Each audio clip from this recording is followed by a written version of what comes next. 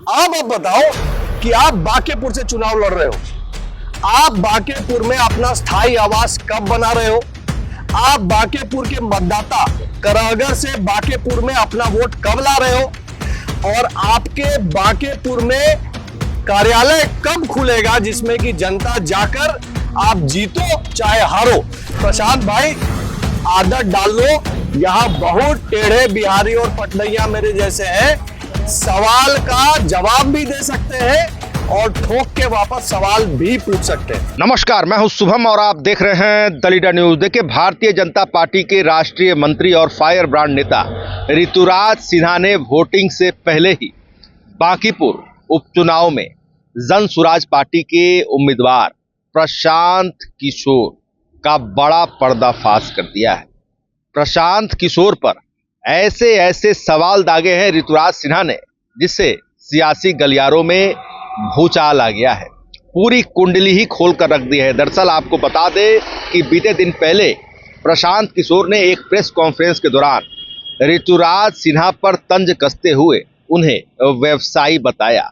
इसके बाद फिर क्या, ऋतुराज ने भी कोई कसर नहीं छोड़ी पलटवार करने में। ऐसे भयंकर भयंकर सवाल दागे हैं, ऐसे बड़े बड़े राज खोले हैं जिसे सुनकर आप भी चौंक जाएंगे। ऋतुराज ने तो यहाँ तक कह दिया है, यहाँ तक पूछ दिया है कि प्रशांत किशोर जी, आप बताइए कि आप अपना वोटर आई कार्ड यानी मतदाता पहचान पत्र करगहर विधानसभा से कब बांकीपुर स्थानांतरित कर रहे हैं।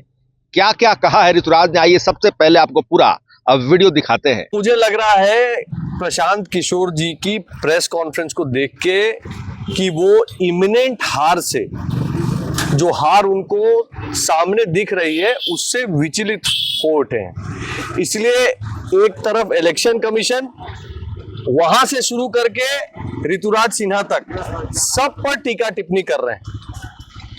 मैं प्रत्याशी तो हूं नहीं, मुझे प्रश्नों के कटघरे में खड़ा करने का क्या औचित्य है, लेकिन फिर भी प्रशांत जी पुराने मित्र हैं, तो मित्रता भी ये कहती है और स्वभाव में भी ये है कि कोई छेड़ेगा तो जवाब तो देना पड़ेगा।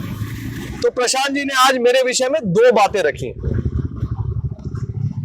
मैं उनका स्पष्टीकरण भी देता हूं और साथ में आशा करता हूं कि मैं जो सवाल पूछ रहा हूं प्रशांत किशोर जी भी इसी लोकतांत्रिक लहजे में उसका जवाब देंगे। प्रशांत जी ने पहली बात कही कि ऋतुराज सिन्हा व्यवसायी आदमी।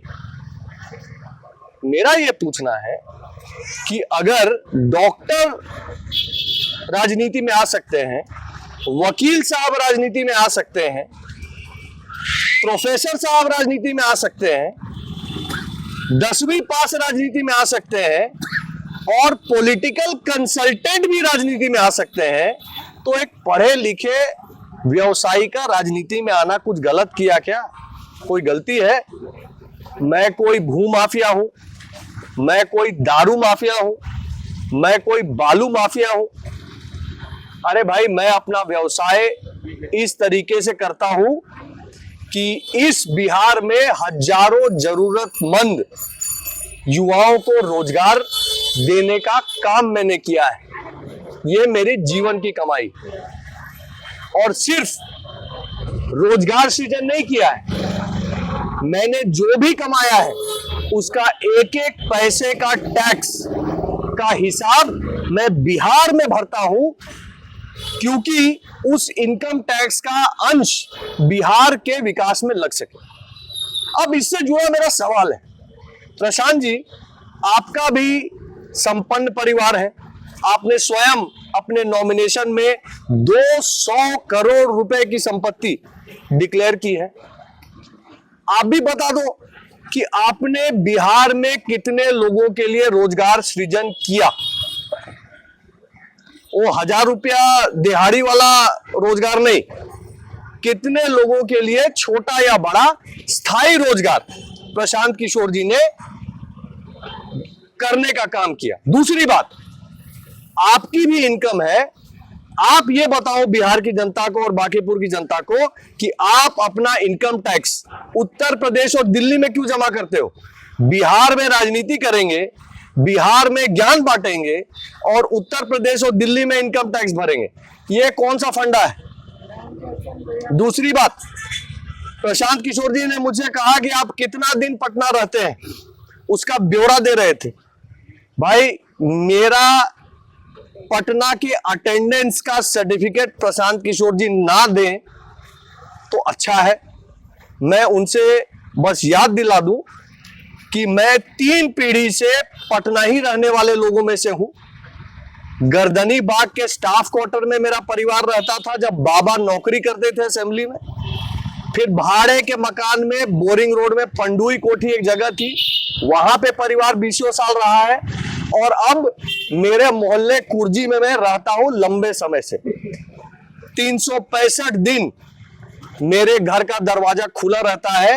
मंदिर दर्शन से लेके शादी ब्याह मरनी तक और अस्पताल के इलाज तक छोटी बड़ी पैरवी 365 दिन सेवा का कार्य मेरे घर से होता है। प्रशांत जी, आपने मुझसे पूछा, मैंने बताया। आप बताओ कि आप बांकेपुर से चुनाव लड़ रहे हो, आप बांकेपुर में अपना स्थायी आवास कब बना रहे हो? आप बांकेपुर के मतदाता करहगर से बांकेपुर में अपना वोट कब ला रहे हो?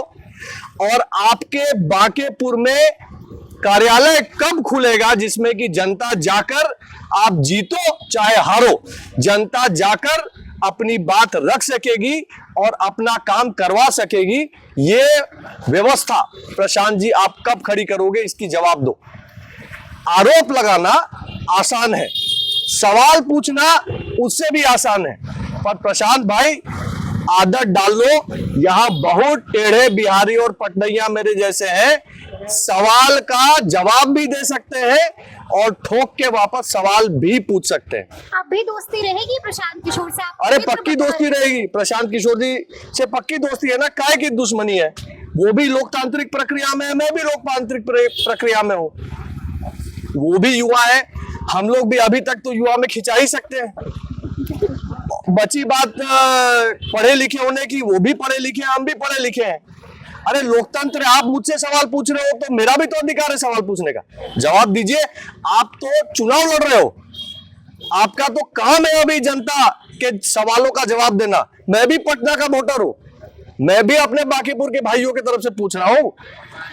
आप मतदान दिवस के पहले इन सवालों का जवाब देंगे, मुझे पूरा विश्वास है। तो आपने देखा ऋतुराज सिन्हा ने क्या बड़े सवाल दागे हैं, क्या बड़ा पलटवार किया है प्रशांत किशोर पर। आपको बता दें कि आने वाले 30 जुलाई को बांकीपुर उपचुनाव के लिए वोटिंग होनी है। 3 अगस्त को नतीजे आने हैं, मगर इस वोटिंग से पहले ही बड़ा पर्दाफाश ऋतुराज सिन्हा की ओर से किया गया है।